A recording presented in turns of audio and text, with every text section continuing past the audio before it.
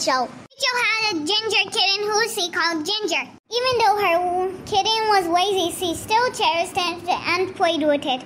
She loved her kitten and played with it a lot. So how was the story, sister? Well, you did a great job at putting your imagination to life again. Yay, thank you.